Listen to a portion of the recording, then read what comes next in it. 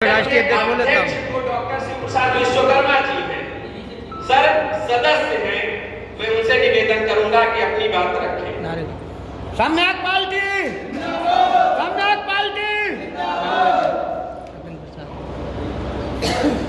सभा के आपको मुख्य अतिथि नवनिर्वाचित सम्यक पार्टी के राष्ट्रीय अध्यक्ष आदरणीय कृष्ण कुमार मौर्य जी, पार्टी के राष्ट्रीय महासचिव संगठन प्रोफेसर राम सिंह जी, पार्टी के राष्ट्रीय सचिव आदरणीय मनोहर लाल बौद्ध जी, भाई पूनम प्रताप सिंह जी, पार्टी के राष्ट्रीय सचिव शंकर पटेरिया जी, प्रदेश महासचिव भाई मुलायम सिंह कुशवाहा जी, जिलाध्यक्ष जी बार बार चले जाते हैं, जिलाध्यक्ष जी मुझे अनिल कुमार कटेरिया जी, थोड़ी देर बैठिए भाई, सामने रहिए जरा। जो हमारे इटावा के जिला कार्यकारिणी के विभिन्न जिला स्तरीय प्रकोष्ठ के सभी जिलाध्यक्ष, सभी कार्यकर्ता, सभी पदाधिकारी और सम्मानित लोग, देखिए हम ये देश बहुत बड़ा है और विविधता का देश है, विभिन्न जातियां हैं, विभिन्न धर्म हैं। तो आपका लक्ष्य क्या है? देखिए हम लोग बड़े गरीब लोग हैं, कम पढ़े लिखे लोग हैं, बहुत साधन नहीं है। तो जब हम कम पढ़े लिखे और साधन विहीन हैं तो हमारे बीच से चंद लोग जिले में कम से कम 150 लोग तो ऐसे हैं जो पूरे देश स्तर की चिंता कर सकते हैं, देश स्तर की सोच रख सकते हैं कि भाई 100 लोग भी नहीं है, इतने लोग तो होंगे ही ना। तो ये काम उन लोगों का है और उन्हीं लोगों के बीच से आप तमाम लोग बैठे हुए हैं कि आम जनता को इसको चिंता नहीं है कि राष्ट्र का निर्माण कैसे होगा, शिक्षा सुधरेगी कैसे, रोजगार कैसे आएगा। वो तो बेचारे भौर में फंसे हैं, वो तो डेली कमाई और रोजी रोटी के भंवर में फंसे हुए हैं। जिनके पास पर्याप्त शिक्षा न हो, रोजी रोटी का साधन न हो, वो लंबी राजनीति के बारे में क्या सोचेंगे? राजनीति के बारे में तो वो सोचे जो पढ़े लिखे हैं, साधन संपन्न हैं और जिनको इस देश की, समाज की, राष्ट्र की चिंता है और जिनका व्यापक अध्ययन है और जिनका व्यापक अनुभव है, ऐसे लोगों को सोचना चाहिए। अब समस्या ये है कि जब इतना बड़ा देश है, बाबा साहब ने लोकतांत्रिक संविधान बना दिया और जब वो लोकतांत्रिक संविधान बना रहे थे तो उन्होंने, नेहरू जी ने और कॉन्स्टिट्यूएंट असेंबली के जितने लोग हैं सब एक मत थे कि इस देश में फिर से राजपूत काल ना आ जाए। राजपूत काल समझते हैं ना, देश विभिन्न टुकड़ों में अलग अलग विभाजित हो जाए। उत्तर प्रदेश अलग काम करे, मध्य प्रदेश अलग काम करे, छत्तीसगढ़ अलग काम करे, तमिलनाडु अलग, सब अलग अलग नियम कानून बनाए। इसलिए उन्होंने कहा नहीं, केंद्र सरकार को मजबूत करो और केंद्र सरकार से जो नीति नियम बनेगा वो पूरे देश में लागू होगा। तो जब केंद्र सरकार ही मजबूत है और केंद्र से ही सारी नीतियों का संचालन करना है तो आपको ऐसी राजनीति विकसित करनी पड़ेगी जो आपकी यात्रा प्रधानमंत्री की कुर्सी तक ले जाए। ये बात सही है कि आपके एमएलए हो जाएं तो चंद लोगों को फायदा हो जाता है। भाई एक एमएलए साहब हो जाते हैं तो क्या कर देते हैं, थाने में सिफारिश कर देते हैं और दो चार अगर किसी के घर में भैया लेखपाल है तो उसकी बढ़िया जगह पोस्टिंग करा दिए, ग्राम पंचायत अधिकारी है तो बढ़िया बड़ा सा गाँव दिला दिए जहाँ खूब बजट आता है। दरोगा जी परेशान कर रहे हैं, उनसे सिफारिश कर दिया, मोटरसाइकिल से जा रहे हैं, दरोगा जी पकड़ लिए, वो सिफारिश कर दिए। और कहीं पुलिया बना दिए, कहीं कोई सड़क बना दी, और क्या कर लेंगे? विधायक की क्या शिक्षा सुधार देंगे? क्यों भाई, विधायक की क्या शिक्षा सुधार देंगे? विधायक की क्या स्वास्थ्य सेवाएं सुधार देंगे? विधायक जी क्या पूरे देश में या उसी विधानसभा में सारे लोगों के रोजगार की व्यवस्था कर देंगे?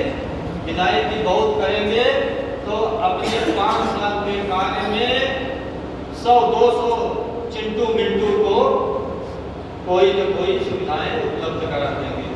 एमपी साहब 500 अपने चिंटू मिंटू को कर देंगे, लेकिन एमपी साहब के क्षेत्र में कितने लोग हैं? कितने लोग हैं भाई? एक एमपी का वोटर ही लगभग मेरे ख्याल से 12 से लेकर 15 लाख तक होता है। 15 लाख तक वोटर होता है, और मान लीजिए कम से कम 20 लाख वहाँ की आबादी हो गई, 20 लाख आबादी हो गई। अगर 5 लोगों का गांव माना जाए तो कितने परिवार हुए भाई? 8 लाख परिवार हुए। एमपी साहब उस 8 लाख परिवार में कितने के पढ़ाई की, कितने के शिक्षा की, कितने की चिकित्सा की व्यवस्था करा देंगे? किसी का नहीं, चंद लोगों का करा पाएंगे। तो हम लोगों को एक बड़े विजन की अगर पार्टी बना लेते, बाबा साहब ने तो राजा महाराजा सब खत्म कर दिया।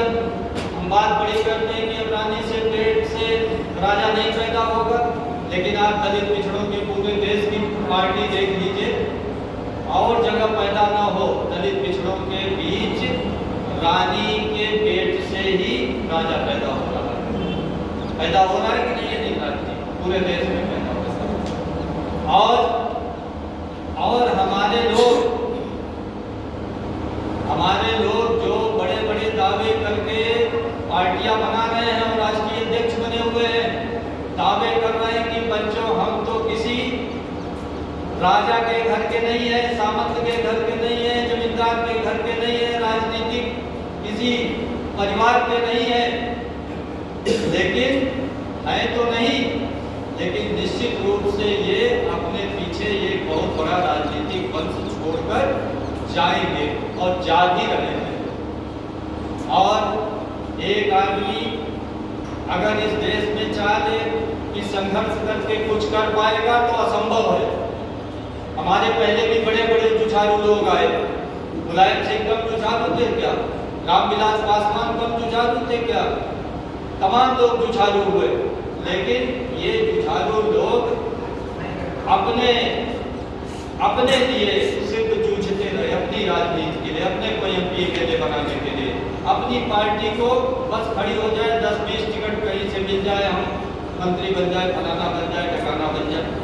लेकिन क्या इसके पहले इतने बड़े बड़े नेता थे?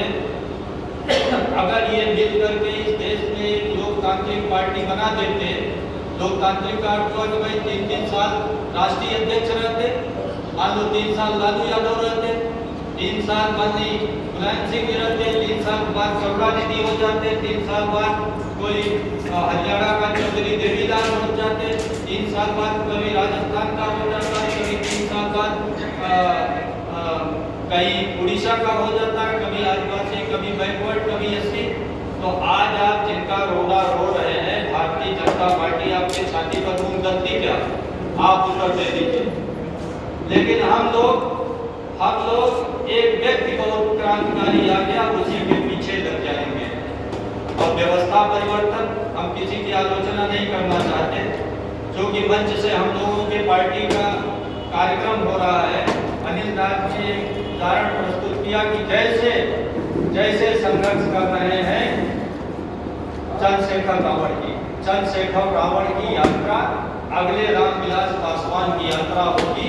ये पार्टी बना लेंगे, 4-6-10 एमएलए हो जाएंगे, कहीं से गठबंधन कर लेंगे, मंत्री हो जाएंगे, आजीवन ये रहेंगे, इसके बाद इनके बेटी बेटा राष्ट्रीय अध्यक्ष रहेंगे, ऐसे राजनीति चलती है। अब इस प्रदेश में और देश में एक व्यक्ति के पीछे राजनीति नहीं खड़ी की जा सकती। अगर एक व्यक्ति चलाएगा तो वो उस जात की पार्टी हो गई, वो भले कहता है कि उस जात की नहीं है। अगर एक व्यक्ति किसी पार्टी को चलाएगा तो उस जात की पार्टी है। इसीलिए बहुत अच्छे आदमी हैं आप, बड़े त्यागी हैं, बड़े बलिदानी हैं, बड़े जुझारू हैं, तो क्या आप राष्ट्रीय अध्यक्ष पद से हट जाइए, दूसरे को राष्ट्रीय अध्यक्ष बना दीजिए। हम कहते हैं कि शेड्यूल कास्ट में ही किसी और को बना दीजिए, तमाम जातियां हैं बना दीजिए ना, भगवान को नहीं बना दीजिए। लेकिन आप संरक्षक नहीं बनना चाहते, आप मार्गदर्शक नहीं बनना चाहते, आप मोहन भागवत नहीं बनना चाहते। आज पूरे देश में सबसे पावरफुल आदमी कौन है? मोहन भागवत है कि नहीं? उसके पास कौन सा पद है? वो प्राइम मिनिस्टर हैं कि मुख्यमंत्री हैं कि चीफ जस्टिस ऑफ इंडिया है कि प्रेसिडेंट है? नहीं है ना। लेकिन हमारे यहाँ आदमी, हम ही राष्ट्रीय अध्यक्ष हों, हम ही मुख्यमंत्री हों, हम ही प्रधानमंत्री हों, और हमारे अतिरिक्त कोई जुझारू नहीं है। और पूरे देश में एक कोई घटना हो गई, हर आदमी उससे व्यतीत होता है, और हर जात बिरादरी में जहाँ घटना होती है उसके जात के लोग वहाँ जा करके जो भी मदद होती है करते हैं। जातीय सभाएं हैं, उनके साथ जितना खड़ी हो सकती है खड़ी होती है। कुशवाहा समाज के साथ भी कई घटनाएं हुई, वहाँ का कुशवाहा समाज खड़ा रहा, तमाम कुशवाहा नेता भी गए। लेकिन इन 2-4 घटनाओं के पीछे आप हो हल्ला कर दिए, बड़ी चलो कार्रवाई हो गई, FIR दर्ज हो गया, मुलजिम जेल चले गए, इससे पूरे देश और प्रदेश की समस्या थोड़ी हल हो गई। देश और प्रदेश की समस्या तो तब हल होगी जब हमारे सारे बच्चों को वही शिक्षा मिले जो दिल्ली में मिल रही है CBSE में। हमारे सारे बच्चों को रोजगार की व्यवस्था हो। हमारे सारे बच्चे, हमारे सारे घर में अगर कोई बीमार हो जाए, आप बताइए कितने लोगों के बीमार होने पर चंद्रशेखर रावण जी अपने MP दीदी से पैसा दे देंगे। आज अगर कोई बीमार हो जाए ग्रामीण क्षेत्र में तो उसका घर द्वार बिक जा रहा है कि नहीं? बताइए भाई, बिक जा रहा है कि नहीं बिक जा रहा है? और या तो वो खुदा को प्यारा हो जा रहा है बिना इलाज के। तो हमें जरूरी है शिक्षा, हमें जरूरी है इलाज मुफ्त का और बढ़िया, हमें जरूरी है रोजगार। अगर ये 3 चीज हो जाए तो हमारी समस्या ही क्या रह जाए। इसके बाद न्याय रहे, समता रहे। और सबसे बड़ी बात है कि हम इस देश में हैं 85%, हम इस देश में हैं 90%। आज क्यों चंद लोगों से प्रताड़ित हो रहे हैं, क्यों चंद लोगों से पीड़ित हो रहे हैं, इस पर भी चिंतन करना पड़ेगा। चंद लोगों से हम लोग इसलिए पीड़ित हैं कि यहाँ हर जात का आदमी चाहता है कि मेरा आदमी मुख्यमंत्री बने, दूसरी जात चाहती मेरा मुख्यमंत्री बने, तीसरा चाहती मेरा मुख्यमंत्री। मैं एक प्रश्न का उत्तर पूछना चाहता हूँ आप लोगों से। अभी 27 में चुनाव आ रहा है, यादव चाह रहे हैं कि अखिलेश यादव बन जाए, जाटव चाह रहे हैं मायावती जी बन जाए, कुछ जाटव चाह रहे हैं चंद्रशेखर जी बन जाए, और उनका एक ग्रुप भी बन रहा है। हो सकता है वैसे और स्वामी प्रसाद मौर्य और तमाम लोग मिलकर के चुनाव लड़े। तो अगर ये 3 ताकतें एक साथ लड़ेगी और बाकी जातियां क्या करेगी? कोई गैर यादव ये चाहता है कि अखिलेश यादव मुख्यमंत्री बने? कोई नहीं चाहता। इटावा में आप हैं, डर के मारा भले बोलते, कोई नहीं चाहता।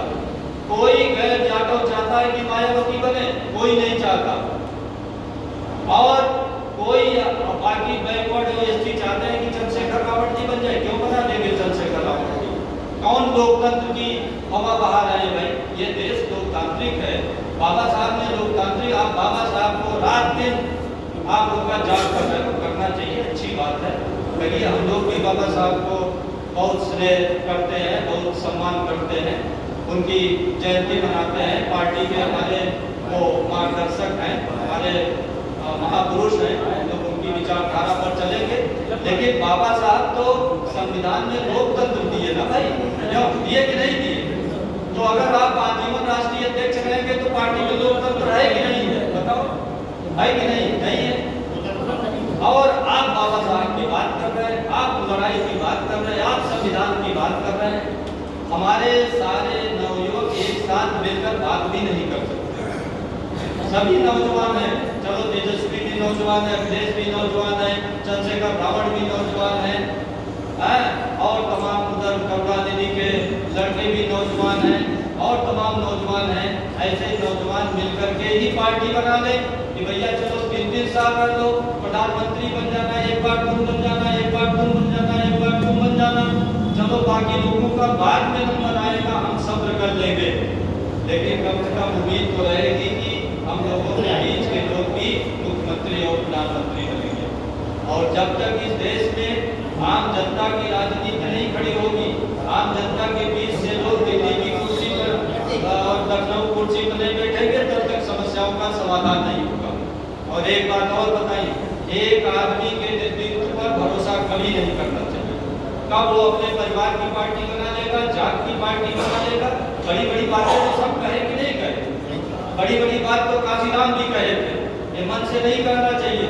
लेकिन बसपा किस जात की पार्टी, एक जात की पार्टी बन गई कि नहीं? बड़ी बड़ी बात तो नेताजी भी कहे थे, हम पिछड़ों के मसीहा हैं। आज एक जात की पार्टी बन गई कि नहीं बन गई? मैं समझता हूँ कि लालू से ज्यादा तो न नेताजी जुझारू है और न चंद्रशेखर रावण जुझारू है। वो तो बेचारे 4 साल जेल भी जूझ आए, कहते हैं हम बीजेपी के विरोध में जेल भी 4 साल हो गए। बड़े जुझारू आदमी हैं, लेकिन जूझते जूझते उन्होंने एक जात की पार्टी बना दी कि नहीं बना दी? और आज 15 साल से सत्ता के प्लेन से बाहर है बिहार में, और आगे कभी भी सत्ता में आने वाले नहीं है। हम लोग जब 90% है, 85% है, तो आप बहुजन हैं, आप पीडीए हैं, तो जो भी है आप बहुसंख्यक समाज के लोग हैं, ऐसी पार्टी क्यों नहीं बनाते जिसमें सब मिल करके काम करें? लोग कहते हैं हम ही काबिल हैं। अगर जब तुम ही काबिल हो तो हमने भी एक पार्टी बना ली। अलग अलग कितने राष्ट्रीय अध्यक्ष हैं बताइए? अलग अलग कम से कम 20 राष्ट्रीय अध्यक्ष हैं। सब काबिल हैं, सब काबिलियत की बात करते हैं कि नहीं? लेकिन एक साथ रहेंगे तो सबके टायर की हवा खुश हो जाएगी, सब काबिल नहीं रहेंगे। अरे एक साथ आज बीजेपी में 9 भूतपूर्व राष्ट्रीय अध्यक्ष काम कर रहे हैं कि नहीं कर रहे? क्यों? अनिल राज जी आपको संबोधित कर रहा हूँ। बीजेपी में 9 भूतपूर्व राष्ट्रीय अध्यक्ष हैं। बीजेपी क्या रसातल में चली गई? हमारे यहाँ आदमी कहता है कि हमसे ज्यादा जुझारू, हमसे ज्यादा संघर्षशील, हमसे। अरे भाई आप क्या राष्ट्रीय अध्यक्ष, हम राष्ट्रीय अध्यक्ष हो जाए तो क्या आजाद समाज पार्टी में उनकी पूरी काबिलियत खत्म हो जाएगी क्या? या कोई भी हो जाए, कोई यादव हो जाए, काबिलियत खत्म हो जाएगी? कोई पारसी हो जाए, कोई कटेरिया हो जाए, तो क्या उनमें काबिलियत खत्म हो जाएगी? लेकिन मैं ये काम नहीं हूँ। आजाद समाज पार्टी में आजीवन राष्ट्रीय अध्यक्ष चंद्रशेखर रावण रहेंगे, उसके बाद उनके बेटा बेटी। ये दलित पिछड़े कोई परिवर्तन करने वाले नहीं। इसीलिए केजरीवाल की पार्टी का शासन चली गई। संघर्ष करना ठीक है, ऐसा रास्ता चुनिए, समय लग सकता है, लेकिन एक लंबा बड़ा काफिला खड़ा हो जिससे कि पूरे देश की राजनीति हम लोग खड़ा कर सके और बीजेपी के समकक्ष पार्टी खड़ी हो। और जब हुजूम खड़ा होगा तो अत्याचार भी नहीं होगा। अभी तो आप संघर्ष तो करते हैं। अगर हम पूछे जितने केस के संघर्ष लोग किए उसका परिणाम क्या हुआ? परिणाम कोई देखने जा रहा है? अरे आपके दबाव में FIR हो गई, आपके दबाव में गिरफ्तारी हो गई, वो तो हो ही जाती है ज्यादातर केसेज में। आप श्रेय आपको चला गया, लेकिन उसके बाद हुआ क्या? और तमाम परिवार हैं जो गरीबी में आत्महत्या कर रहे हैं, तमाम किसान आत्महत्या कर रहे हैं, तमाम हमारे बच्चे पढ़ नहीं पा रहे हैं, तमाम लोग जो गंभीर बीमारियां हो रहे हैं, गरीब लोगों को मर जा रहे हैं। उसमें कौन सा जूझ करके आप उनको राहत प्रदान कर देंगे? तो जब तक हम व्यवस्था परिवर्तन नहीं करेंगे, चंद इमोशनल मुद्दों पर यहाँ हीरो बने बैठे हैं। हीरो तब बनिए जब इस पूरे देश की व्यवस्था को सुधारने के लिए बड़ी राजनीतिक दल बनाने का जज्बा और त्याग, जज्बा भी जरूरी है और त्याग भी जरूरी, बिना त्याग किए नहीं बनेगा। तो हम यही कहेंगे कि सम्यक पार्टी एक बड़े सोच की, एक बड़े चिंतन की, एक बड़े दर्शन की पार्टी बना रही है। समय लगेगा, हमें जल्दी भी नहीं है। 10-5 साल भारतीय राजनीति के लिए कोई मायने नहीं रखता, लेकिन बाबा साहब ने इस देश में लोकतंत्र दिया है और सम्यक पार्टी इस देश की दलित पिछड़ों की जो खंड-खंडों में बनी राजनीति है उसको हम अखंड बनाएंगे, लोकतांत्रिक बनाएंगे और हम इस पूरे समाज को इतना सक्षम बनाएंगे कि ये मांगने वाला ना बने, ये रोने वाला ना बने, ये मांग पत्र करने वाला ना बने, ये खुद दिल्ली और लखनऊ की कुर्सी पर बैठ करके खुद अपना नियम बनाएगा।